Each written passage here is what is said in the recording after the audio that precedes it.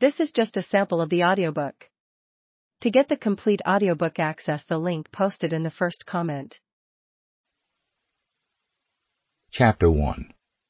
The Legacy and Culture of Voodoo in New Orleans. In September 1947, the New Orleans Item published an intriguing story about a housewife on Carrollton Avenue who had become alarmed one morning when, while sweeping her front steps, she discovered 3 slices of cake unobtrusively tucked under her doorstep.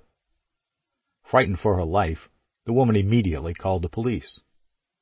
According to the Item, the woman had nearly fainted, and the police, rather than dismissing the woman as a crank caller, had listened with concern.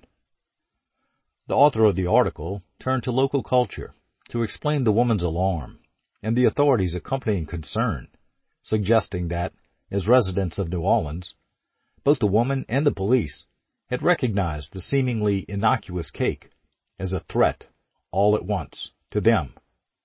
It was obvious that the cake was a gris-gris, the material manifestation of a voodoo ritual.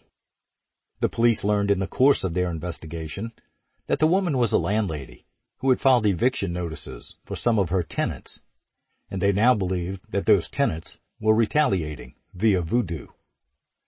The Item claimed that analysis had suggested that the cake contained nail parings, pulverized rent receipts, a tomcat's antenna whiskers, remains of a rooster's virility, and the grease from a candle burned to St. John the Baptist, all of which positively identified the cake to the locals as a gris-gris and the work of voodoo.